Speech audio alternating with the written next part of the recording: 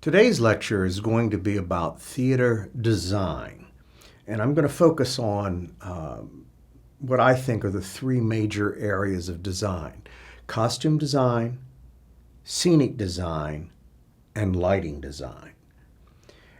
Design has been with theater, again, since its beginnings.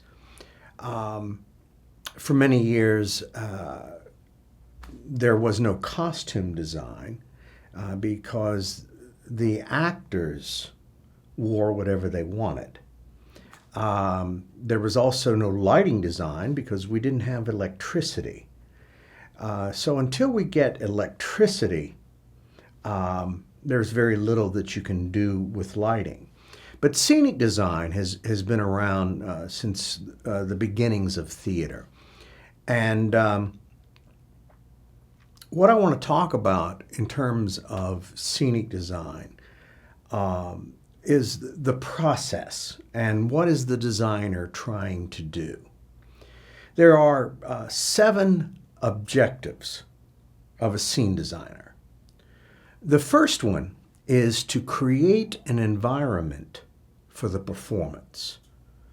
To create an environment for the performance. In other words, this is where these characters live.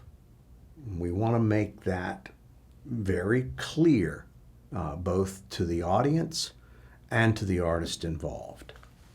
2, to set mood and style. A play can be happy, it can be sad, depending on what style of theater it is, and also depending on the director's concept. I knew a director when I was in graduate school, directed the musical Hello, Dolly. And I was in the production meeting where he talked about his concept for Hello, Dolly. And what he said to the designers was, I want to create a candy box. And the designers looked very puzzled. And he said, I want it to be colorful, light, and happy. The designers ran with that. And the scenic designer built a set where everything on the set looked like a pink candy box. The whole set was covered with red ribbons and white ribbons, and it just looked like a big box of candy. So it set the mood. It also set the style. We know it's not realistic because most houses aren't built to look like candy boxes. The third objective is to distinguish realism from non-realism.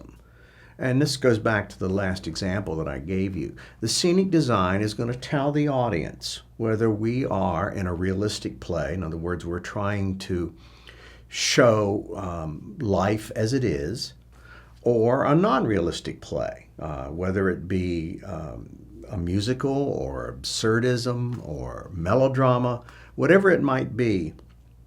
The set should show us what this play is all about.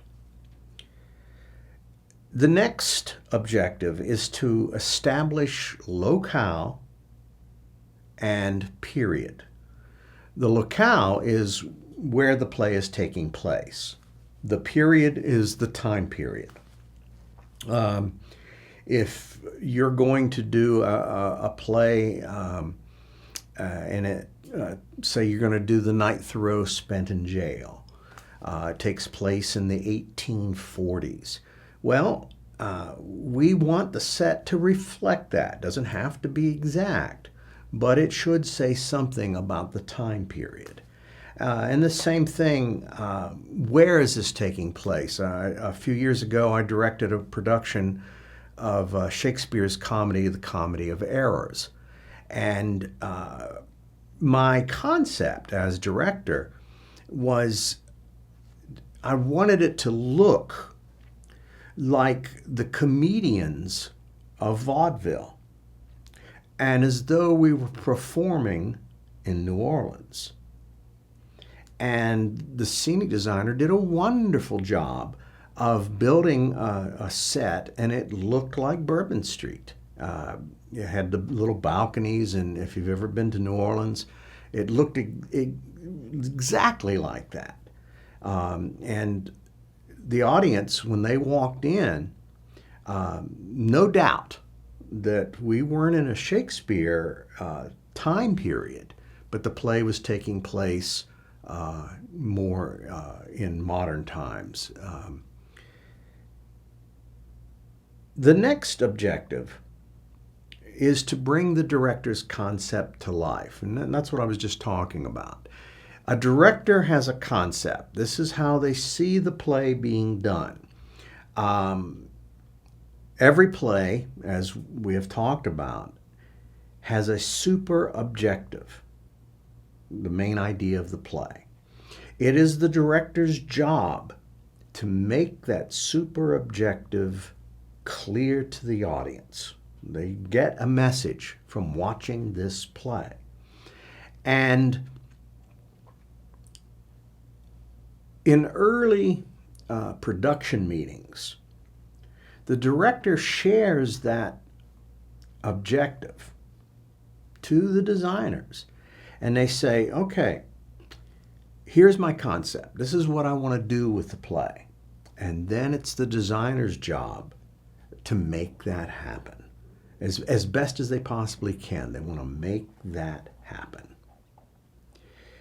The sixth objective is to make sure that the scenery coordinates with the costumes and the lighting. Now, this can be really important because if they do not work together, it's going to really hurt the production. I can't put, and I'll give you a good example of this. I saw a production, worked on a production when I was in graduate school of the opera Carmen. And the scenic designer built a set, and it was light in color. He wanted it, there was a lot of pale, light colors in his scenery. And this lighting designer apparently did not speak with the scenic designer. And in one scene, when Carmen came out, red lights came up all over the set. And the whole set turned bright red. Well, the designer, the scenic designer, stood up and screamed, "If I wanted my set red, I would have painted it red." And then there was a break in the rehearsal while they worked things out. The scenic designer got what he wanted. They took out all the red gels. They have to work together. They have to coordinate, or it could really hurt. I've seen productions where the costume designer put a character in a certain color, and then they walk out on stage and the set is the exact same color, and then they just look like a little bouncing head because we don't see the body because it just blends right into the scenery. Not good unless you're going for that camouflage kind of play. Finally, the designer's objective is to solve practical design problems. Now, when I'm talking about a practical design problem, it's, okay, an actor has to exit through a window. In some plays, maybe there's it takes place in New York City, and maybe there's a fire escape outside, and at some point a character crawls out the window and stands on the fire escape. Well, as designer, I have to make sure that the window works so that the actor can do that. I saw a production of The Rivals, Sheridan's The Rivals, and it was one of the funniest moments in the play when the actress who played Mrs. Malaprop wore this giant, now this is a restoration, well, it's 18th century, but it's restoration style play. And she had this giant dress with a big hoop on the bottom of the dress that went out, and she was almost 5 feet wide when she was wearing the dress. And the designer built doors that were only 3 feet wide.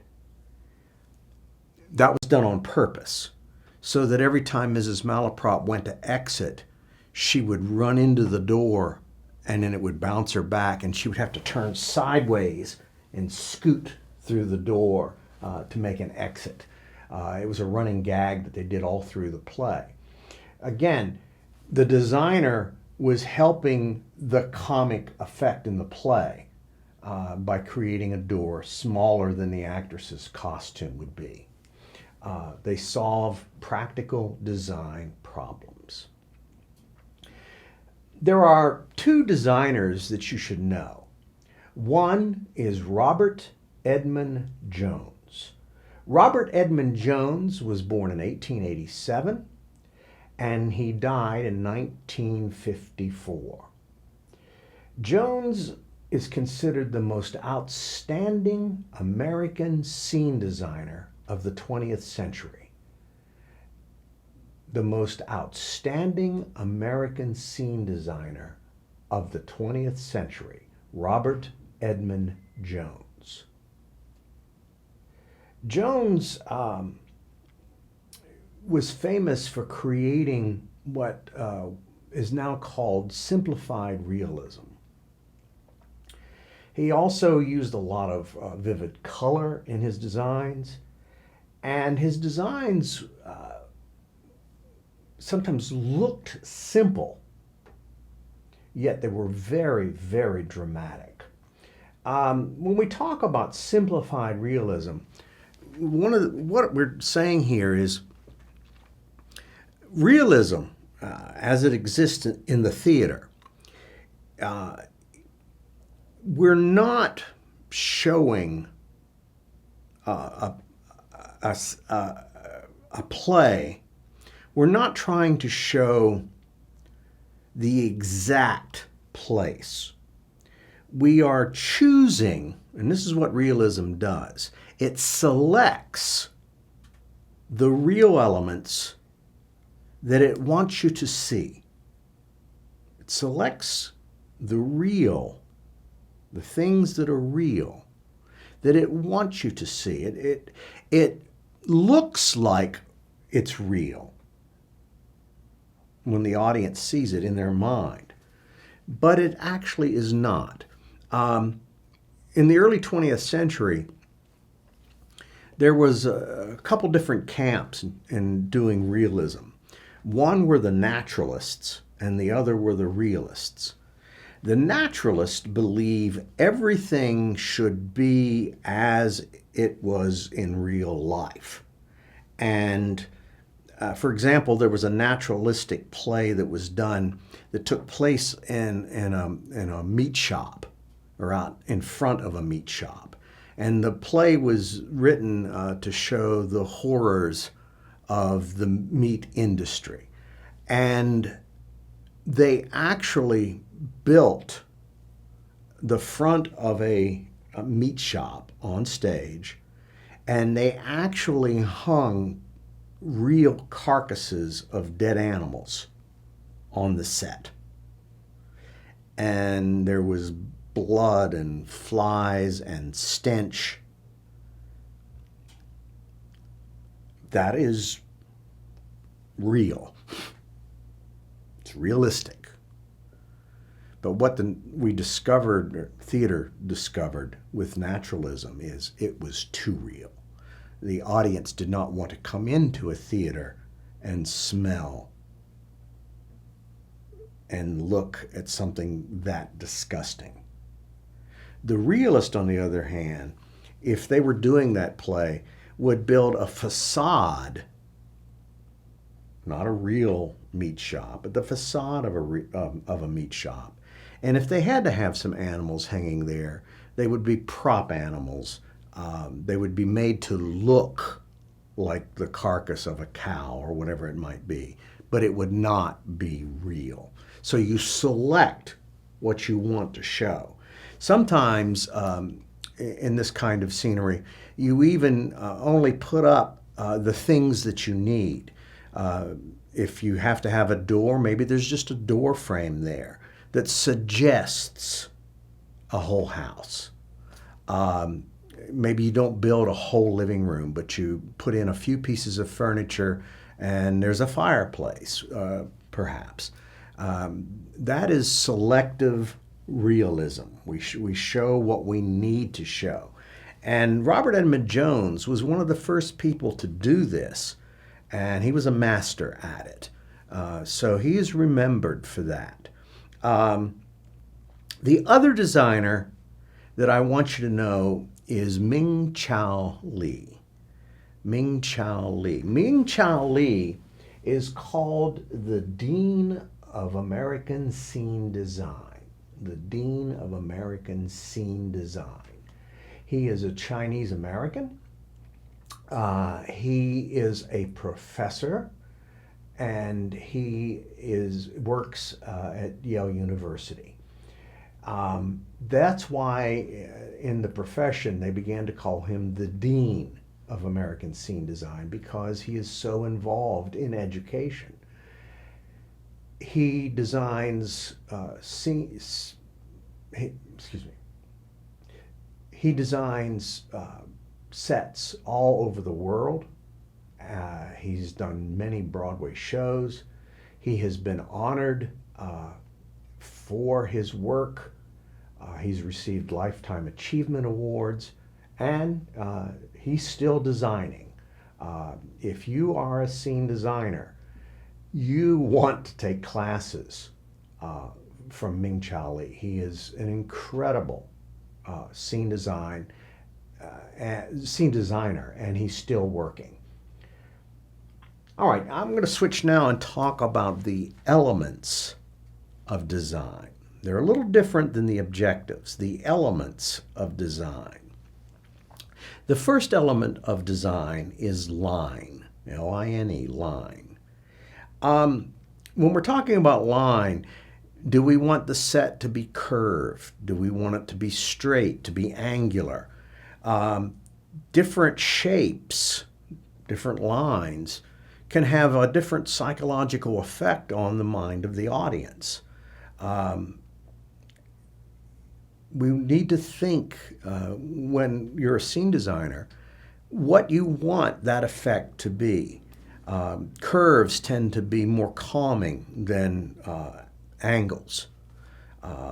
So as a scene designer, you want to think about line. Mass and composition. When we're talking about mass and composition, we're talking about where do we place scenery?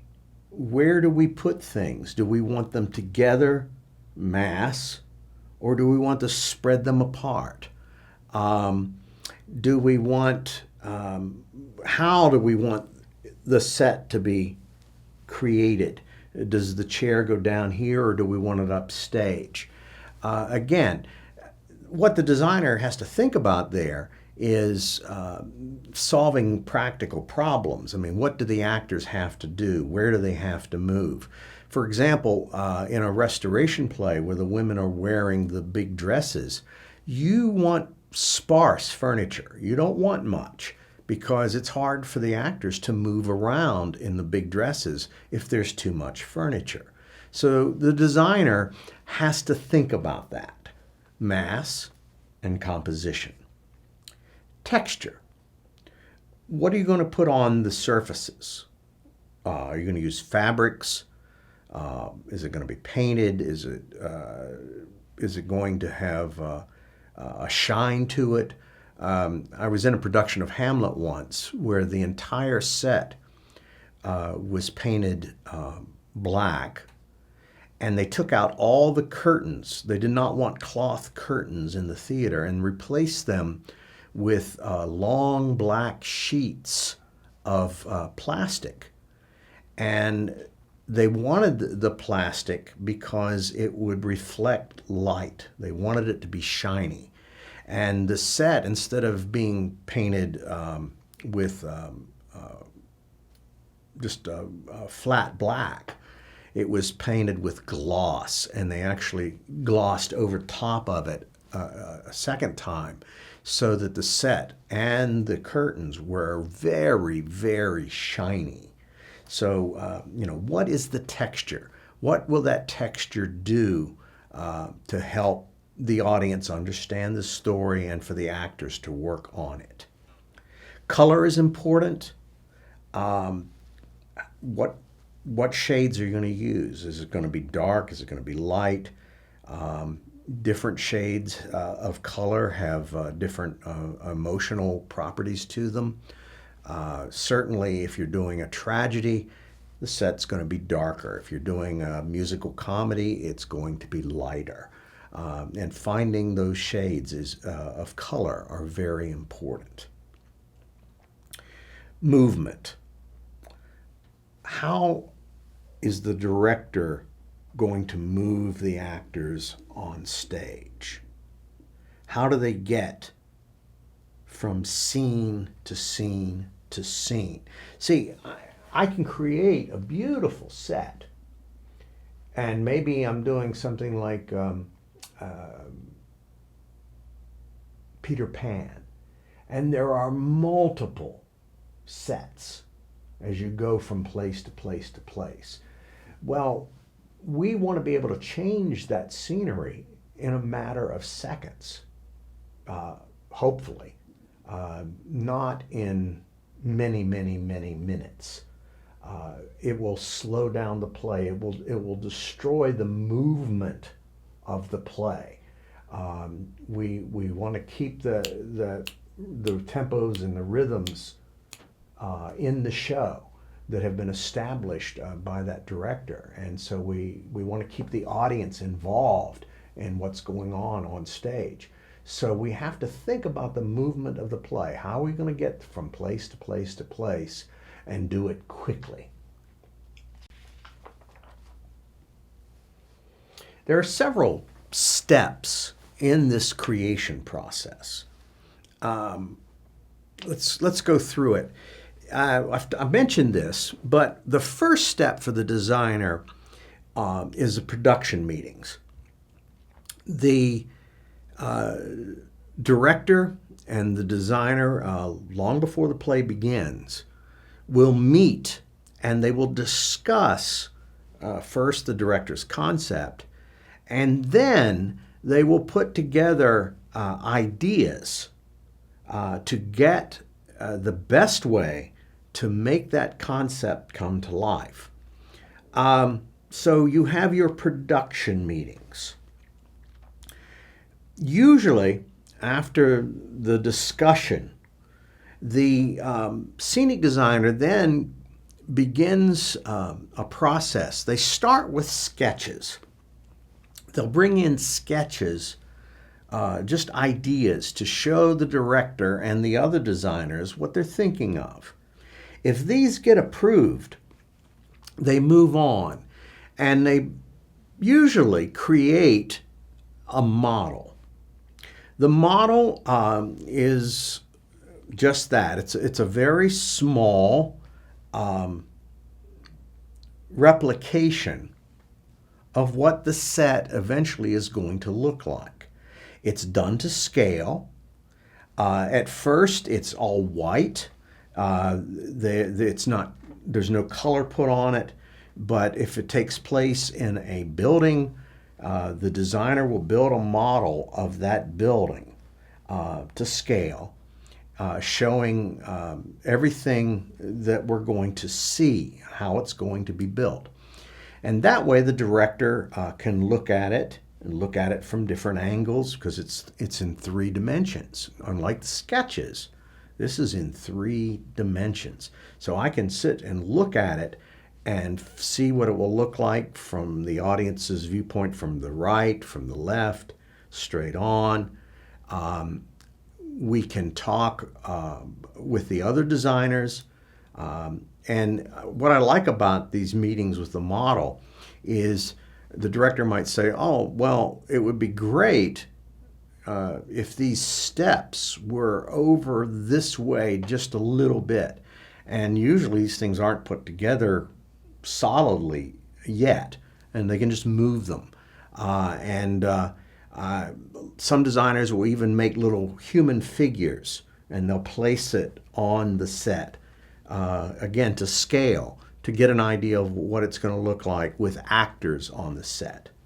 Once that model has been approved, in further meetings, the designer will paint the model. Now, they've spoken with the other designers about the colors that they're going to use, and so that now they come in with a painted model, and we see exactly how that set is going to look when it's built on the stage. From that, they begin to create renderings. Now, renderings are detailed drawings of what the set is going to look like. Very helpful when it's rare in professional theater. The designer will not build the set. That will be done by stage carpenters who work for the technical director. The technical director is the person responsible for putting the entire show together in terms of construction, and also a lot of times in terms of running the crews who will be used in the production. Well, if I'm a painter, a scene painter, and I'm working on the show, I will refer back to these renderings and back to the painted model to make sure that I give the designer exactly what he or she wants. Following the rendering, the designer will create a ground plan. And the ground plan is useful to the director. What the ground plan is, it's a map of the stage. It's as though you're looking from above down onto the set, and you get to see everything, again, drawn in scale, as though you're looking at it from above the stage.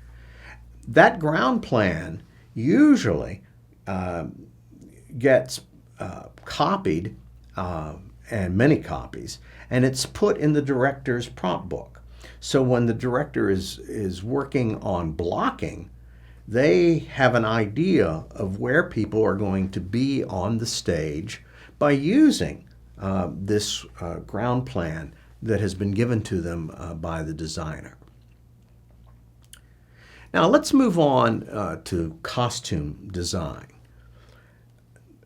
Costume design, as I said earlier, has not been with us for that many years. It wasn't until the Duke of Saxe-Meiningen, George II, became the first director that we actually get a costume designer. So it's the beginning of the 20th century, the end of the 19th century, beginning of the 20th century. Up until then, if I were an actor, I would have my own costumes, what I wanted to wear on stage. And I would carry them around in a trunk as I traveled from theater to theater. And, you know, if they said, oh, you're going to do a Shakespearean play, well, I would have a Shakespearean costume. I would have one if I were playing a peasant, and a different one if I was playing someone who was royal. And I would make that work for every show that I did. Uh, in Shakespeare's day, they just wore their own clothing. They didn't even have costumes. They just wore whatever they felt they wanted to wear. And, you know, if they were a king, they might put a crown on top of their nicest outfit. And then they were a king. But by the time we get to realism, we want a costume designer who is going to create character specific costumes. And all the costumes in the show will be united. Everything will help to tell that story. And they will be appropriate. The costumes will be appropriate for the character who is going to wear them.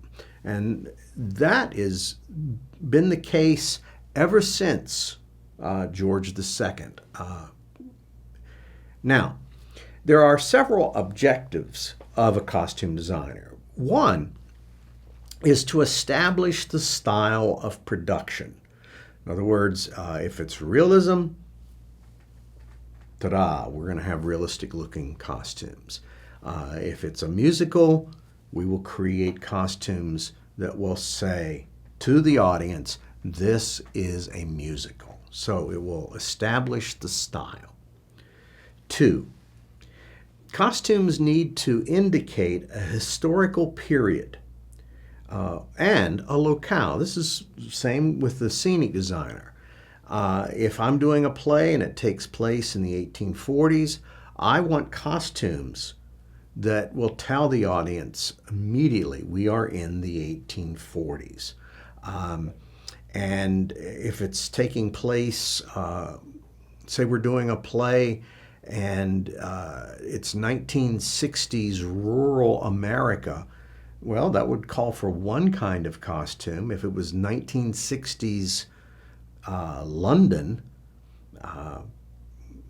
they would be totally different because British style would be a lot different than, say, something from Midwest United States. So it shows locale, it shows period. 3, the costume, just like in real life, indicates a nature of the individual characters or groups. In other words, the costume should say something about the character's station in life. What do they do for a living? It should say something about that occupation. Again, what do they do for a living? Where have they been working? What are they doing? And finally, say something about their personality. This is like real life. In real life, I do this, and I admit it. And if you're honest with yourself, you do it too. If you're sitting, say, in a mall, or if you're at a university and you're hanging out somewhere on campus, as people walk by, I'll bet you judge them by what they are wearing. And you will not only judge them, but you'll place them into a group. Nerd, jock, nerd, really bad nerd, Greek. Everybody does this. And we choose clothes. Whether you try or not, you choose clothes that reflect your personality, that reflect who you are. Some people dress up all the time. Some people look like they've never washed their clothes and don't care. It has something to do with their personality. They wear the clothes that reflect that. And we know people by their occupation. If somebody shows up wearing a uniform and it looks like it's the military, we know they are in the military. If somebody, a football player, we know they are American football player. We know they're an American football player by their uniform. The same with basketball, the same with baseball, the same with football or soccer. We know by what they're wearing. Um, my dad worked in construction. He was in the gas business, and he wore, if not overalls, he dressed to be outside, to work, laying pipelines, the things that he did. He wore those clothes. We know people by their occupation. We know people by their station in life. We know people by their personalities, by what they wear. 4, costumes, and I think this is the most important of what a costumer does. The costumes should show relationships. When you're watching a play, you should be able to tell from the clothing that the people wear how people are related in the show. Again, it's almost like in sports, teams. Okay?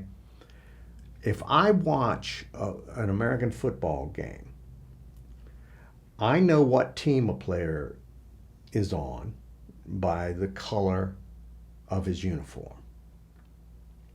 And teams wear different colors. And most teams have an away jersey and a home jersey. Why? Because they may go against another team who has the same colors. And they want to make sure when they're on the field that they will not be confused, that we will know the players on our team by what color they are wearing. We also know, I never thought about this until just recently, but in sports, especially in American football, we know what position they play by their number. Linemen wear high numbers, 50s, 60s, 70s, 80s. Linebackers tend to wear numbers in the 90s, in the 50s.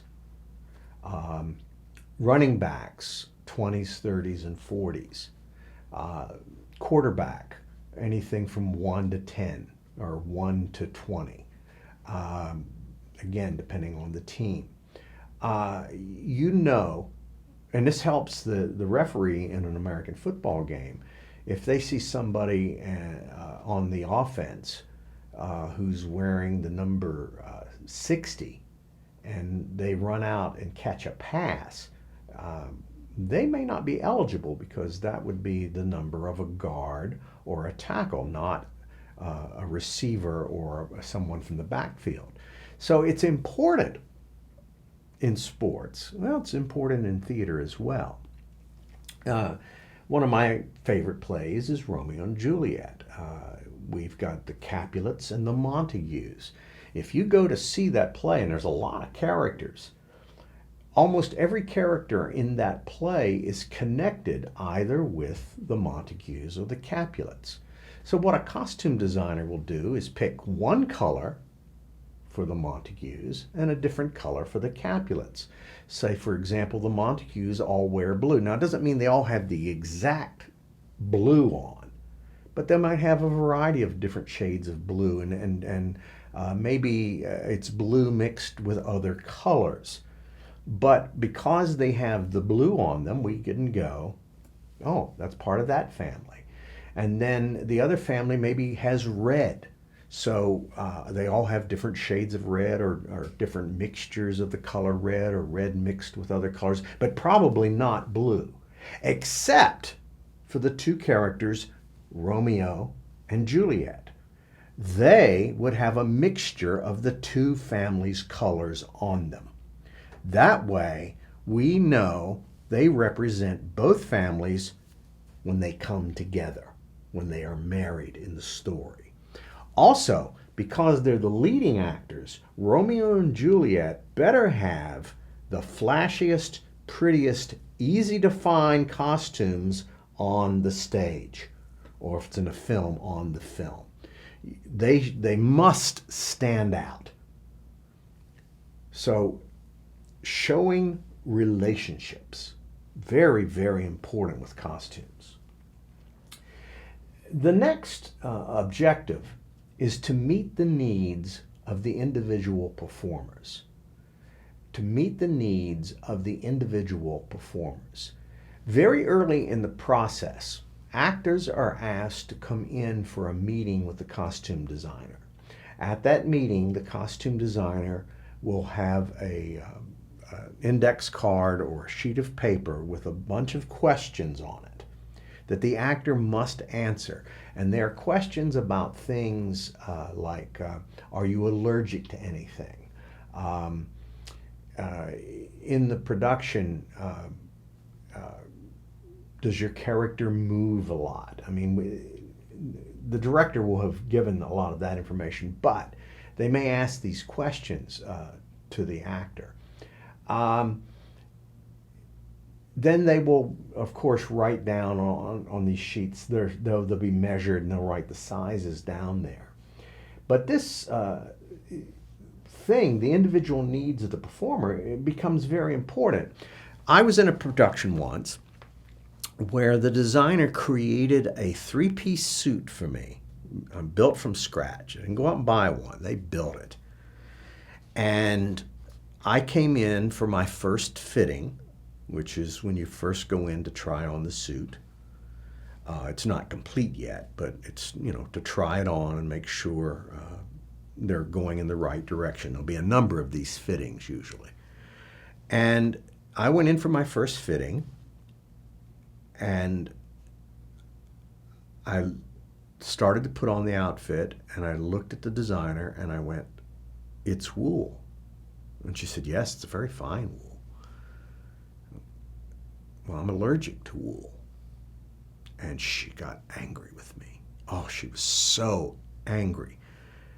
And then she looked at the sheet of paper and written on there, "Allergic to wool." They had forgot to look at that. She apologized to me. I left. I came in a few days later, and I now had a suit, and it was not wool. They have to help the actor. We want the actor to give the best performance possible. And if their costume bothers them, if it doesn't fit right, or it's made of something that, in my case, would make me itch and break out, we don't want to put them in that.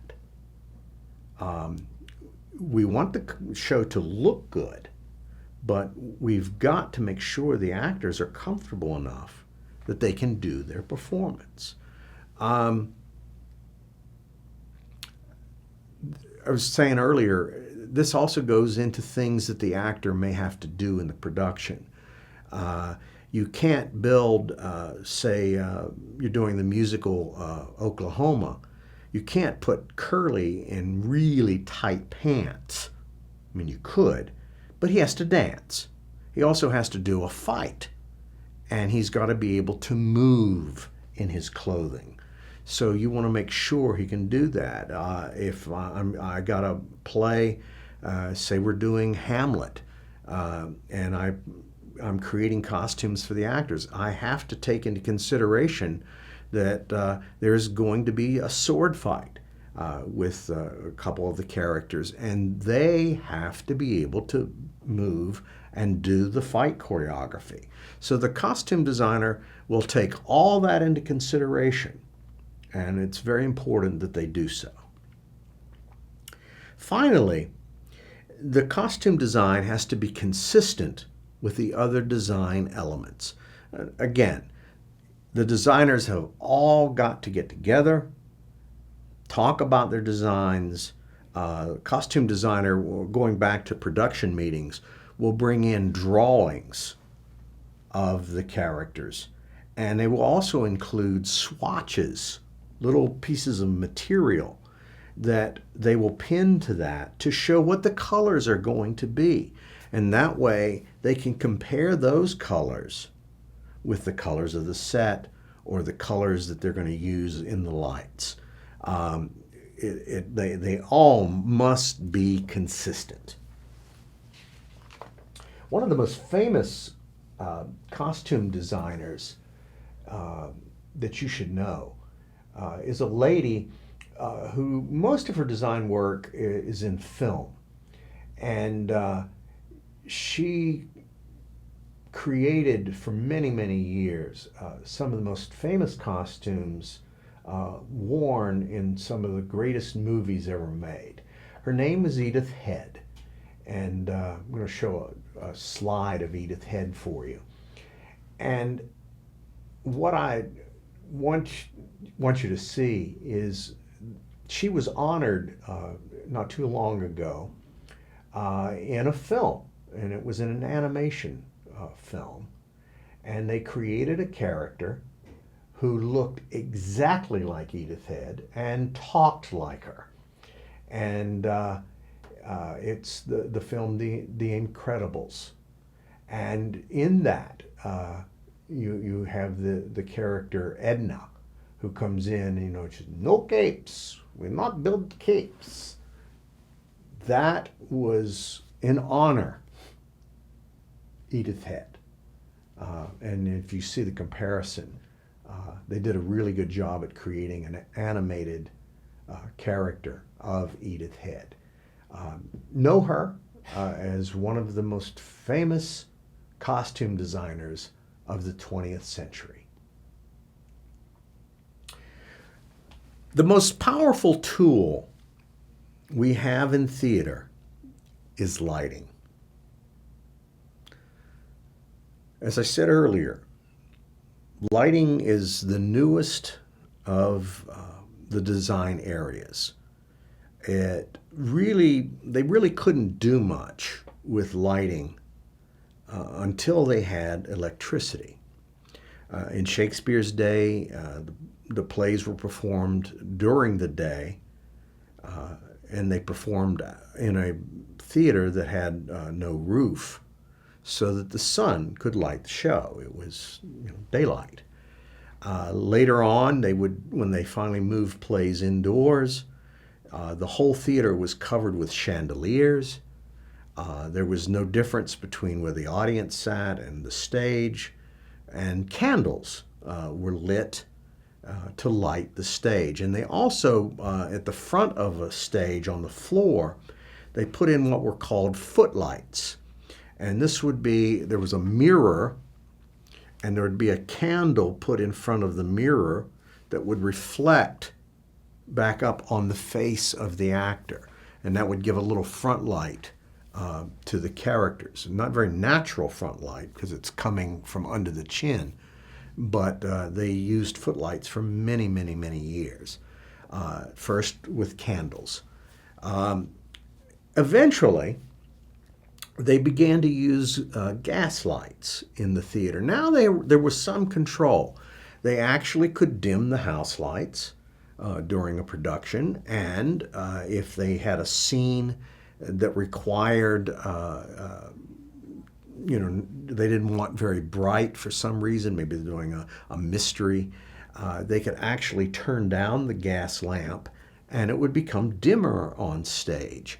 They also started to use colors. They could put up different color glass in front of the gas lamp, and it would reflect a different color on the stage.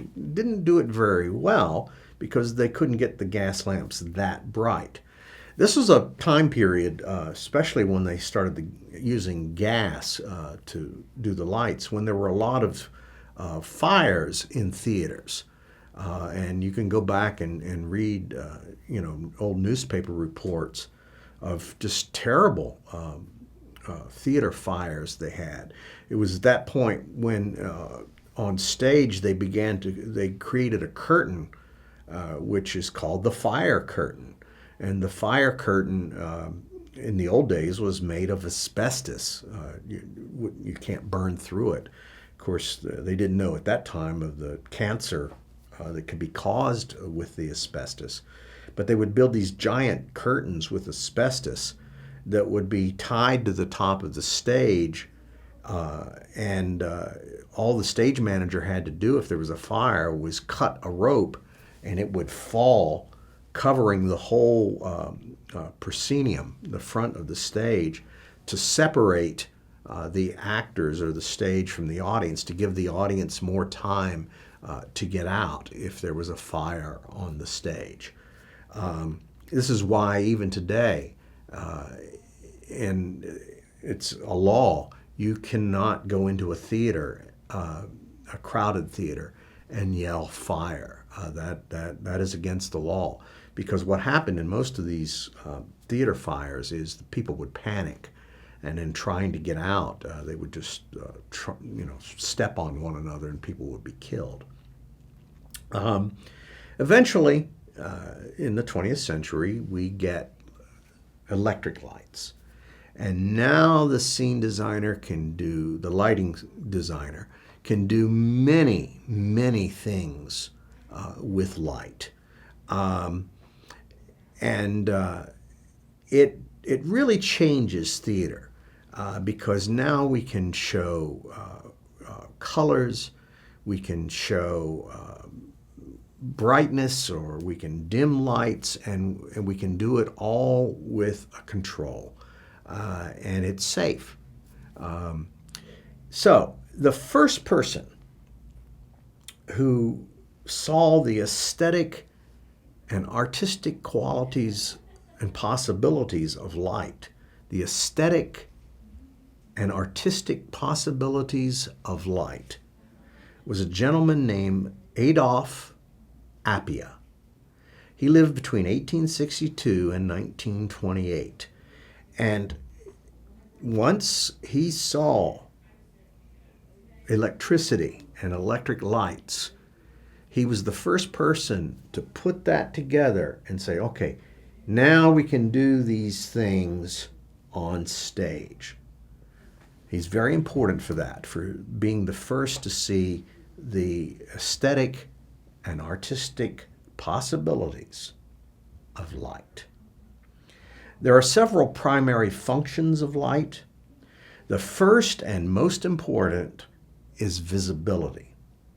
You have to be able to see the action of the play. You have to be able to see the actors. I was in a touring production once, and the lighting designer was a young man, and we were very early in the tour. We went to this theater, and we were setting up, and it was getting closer and closer to time for the production, and I saw him fiddling around with some lights, and I turned to him and I said, "Mark, what are you doing?" And he said, "Well, I'm working on this special effect." And I said, "Do you have all the other lights ready?" "Well, no." And I looked at him and I said, "Mark, what is the primary function of lighting?" Visibility. And he went back and got the lights up, and we never had that problem after that. You fix all the lights so we can see everyone, then you go back and put in the special effects that you might need. 2, the second function is to reveal shapes and forms. To reveal shapes and forms. When we light a play, it is basically lit from several different directions. You have light coming in from above, coming in from stage right, light coming in from above, coming in from stage left. You have side light coming in from the sides, and you have backlight coming down behind the head. That way, the entire body is covered with light, and you can see, again, going back to visibility, you can see the entire actor. Now, the lighting designer can play with that. If we only want to see, if we want to see the actor, say, in shadow, well, we cut the side and front lights, and now we see just a shape of the actor, but see nothing in front. There's a wonderful play that there's also been a movie made of it called Full Monty, and it's about some out of work, just normal guys who make a plan to become male strippers after they see a Chippendales like group performing and see how much money they make. They decide that, you know, regular guys could do this, and women would pay to come and see them do a strip. And the women laugh about it when they find out these guys are doing this. They try to keep it a secret. And then they say, but we're going full Monty, which means they're taking everything off. And the play builds and builds and builds and builds till we get to the final moment in the play when they actually perform their striptease. And in every production that's done live on stage, they remove all their clothing and they do the strip, and they take everything off. Finally, they're left with just one little piece of clothing that covers certain areas of their body, an area of their body, and they have a hat, and they use the hat to cover that area as they dance. And then finally they reach down and they rip off their underwear, and only the hat is in front, and they tease the audience that they're going to take off the hat. Every audience that has ever seen this play tells themselves they're not going to be fully naked. Well, they do. It's in the show. They have to. But every production that's ever been done of the Full Monty, at that moment, when they pull the hat away, and they actually throw the hats, when they pull the hat away, all the lights change, and they're only lit from the back. So all we see is a silhouette of each of the dancers. And then it goes to blackout, and of course they're gone from the stage. So sometimes we don't want to reveal everything, just certain shapes, certain forms. It just depends on the nature of the play, what we want to show. Dancers, when you do a dance concert, they use a lot of side lighting, because what's important in dance is to really see the dancer's body as they do the dance choreography. And the side lighting becomes very important so that there are no shadows at all anywhere. Everything is seen. The third primary function of light is to provide focus. In other words, who do you look at? In a film, this is not a problem. In a film, the camera will change, and the director and the camera people will choose what we're going to look at. So if you have the important line, you can be sure in a movie the camera is going to be on you. We don't have that luxury in theater. Maybe you're in a scene and you're talking, there's a lot of people on stage, and we need to focus on one particular person or one group of people. Well, we do that with the lighting. So if we need the actor who we need to see is standing down stage right, lights everywhere else on stage will fade, and the brightest light will be on that actor or that group of actors where the action is taking place. And the lights move depending on what we want them to see. So the lights provide focus. Lights also create mood. Now, this is really important. Again, if it's a comedy, we want the mood to be happy, and we're going to use a lot of bright lights.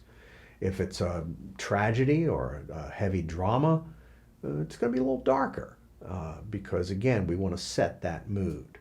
Now, if you don't think that that's how the world works, in real life, lighting is often used to set mood. And I'll give you a really good example of this. And it has to do with the set as well, the furniture. If you go in to a McDonald's fast food restaurant, is the furniture comfortable or just okay to sit in? But if you sit in too long, your butt's going to get tired. Number two, the furniture in a fast food restaurant is not comfortable. Why? Yeah, they don't want you to stay very long. They, because of the prices of the food, they want you in and out quickly. They do not want you to get comfortable in their restaurant. It's all about volume. How many people can we serve throughout the day?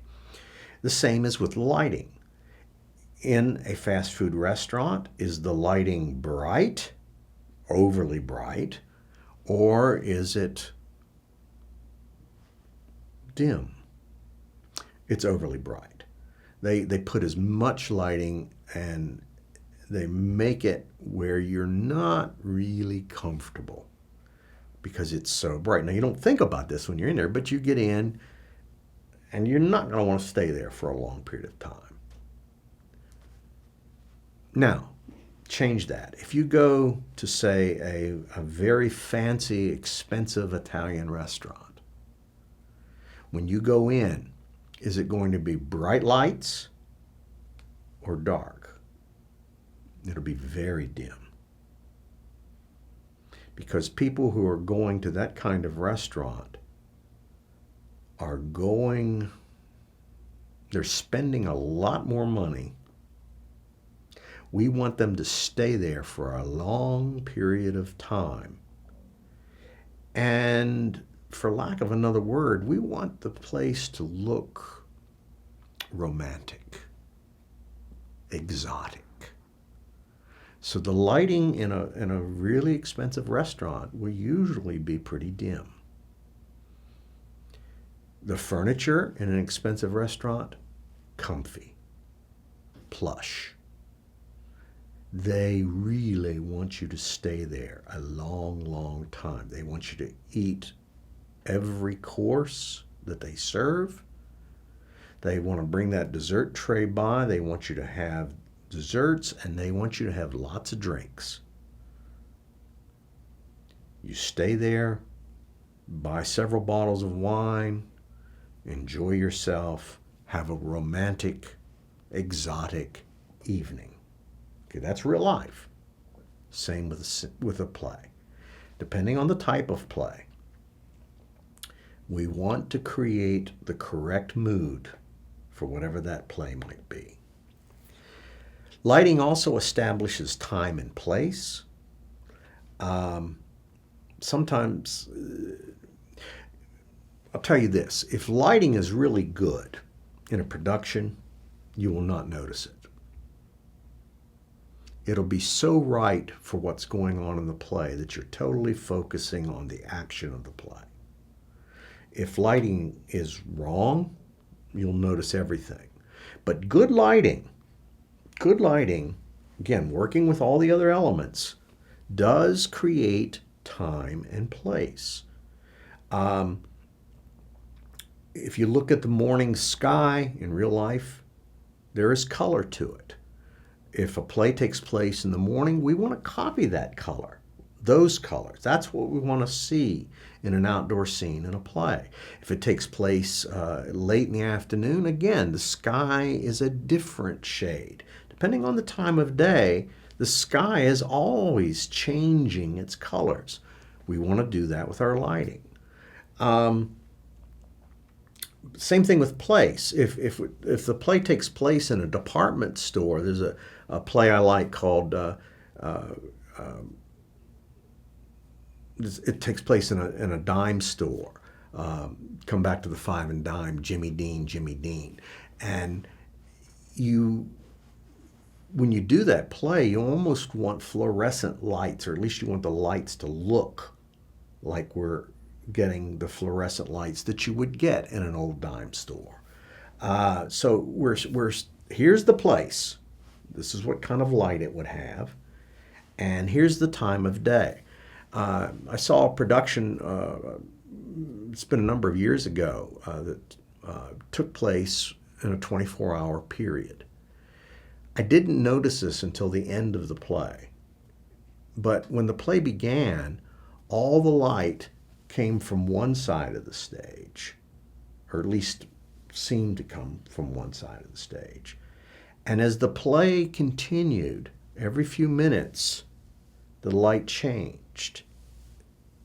It was very subtle, but by the end of the play, where it was supposed to be night, going into night, the light was coming from the other side, as though the sun had traveled from east to west. After the play, some friends and I talked about that, how brilliant that was. But yet it was so subtle, we didn't notice it as it was happening. It was subliminal, but it was there. And by the end of the play, and the colors had changed from one color to, in that evening, it was going more into the blues as it was getting darker. That's when I first noticed it, and it just wowed me. I thought it was a great lighting design. Finally, light reinforces the main idea of the play. Whatever the super objective of the play is, lighting has got to reinforce that. It's got to help make that come across. And lighting can help do that very well. Again, with the mixture of colors, with the change of intensity of the light, how bright it is or how dim it is, we can do a lot on stage to really, really bring across the meaning of a play. Now, there are several properties of stage lighting you should know. The first, and we were just talking about this, is intensity.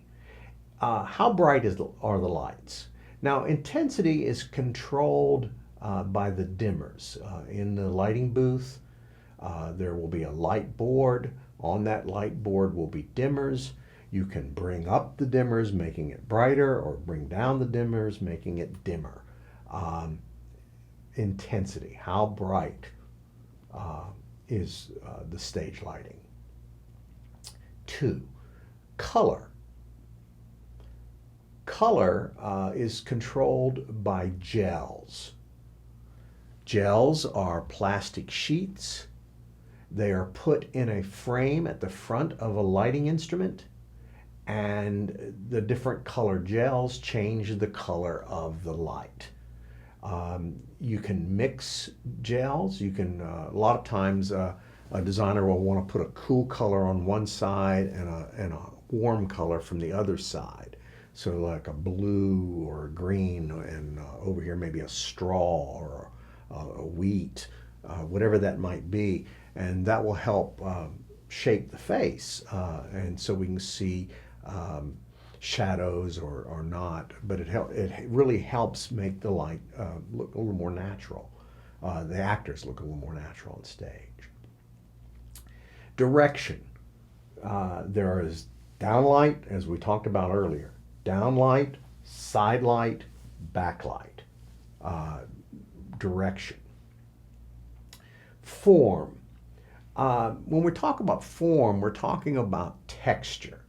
In other words, are you going to have one big giant beam of light, or are the lights going to be mixed?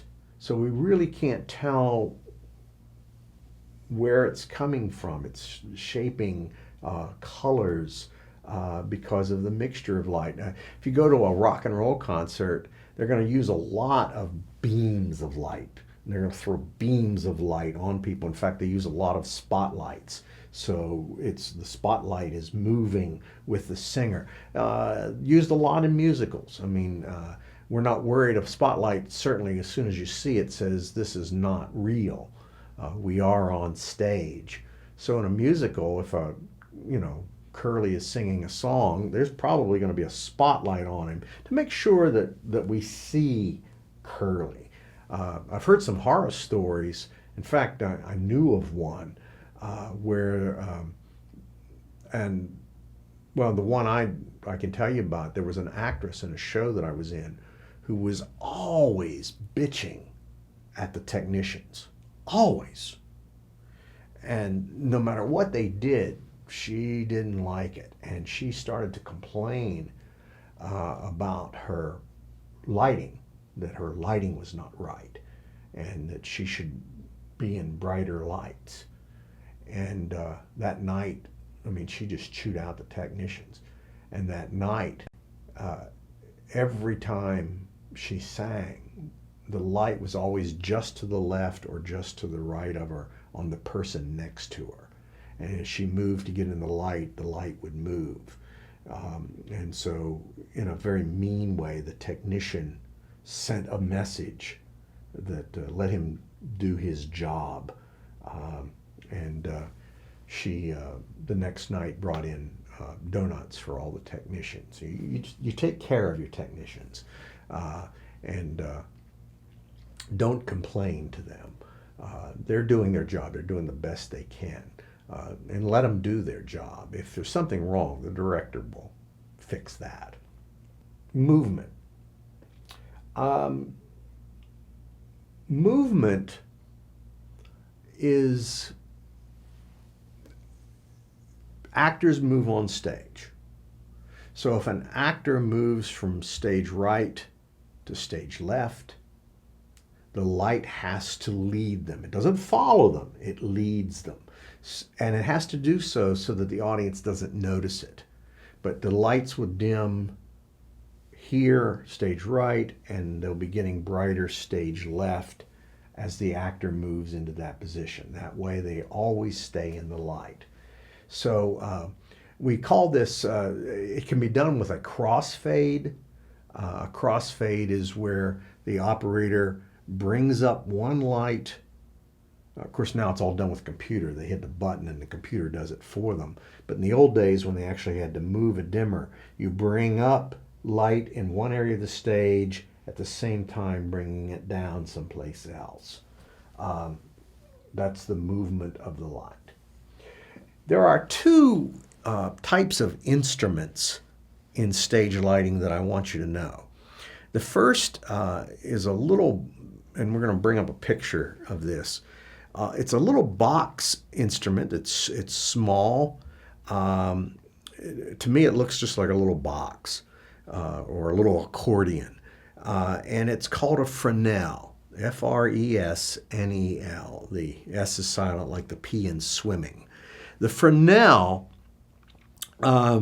is called that because of the lens. The man who invented the lens, and the lens, if you look, is a series of circles. The glass is cut in a series of circles. And what that does, it causes the light to spread. It's coming out of the light, hits that lens, and it spreads. So a Fresnel is great for short distances, and because it covers a big area of light. Now, if you want a beam of light, the Fresnel is not the instrument that you want to use. But just for stage lighting, to light a big, large area for a short distance, we use Fresnels. The other light is the ellipsoidal. The ellipsoidal has a nickname. Usually people don't have time to say ellipsoidal. Go get me the ellipsoidal. Instead they say, go get me a LEKO. L-E-K-O. They just shorten ellipsoidal and they call it a LEKO. The ellipsoidal light has a long barrel on the front of it, and it's a long, skinny light. On the back, is where when you're putting in your light source, the back of the light, there's a little barrel there as well, and in that barrel is where you put the lamp. You call it a light bulb. In theater, we call it a lamp. The only bulb is the glass part, but that's where the lamp goes. And then it has little things on the tops and sides that you can pull out or push in. And what these do, they shape the light. They close it off or they open it up. Close it off or open it up, depending. And so if I want light on one side of the stage, I may keep this side open and then close this side, so all of a sudden we're only seeing light over here.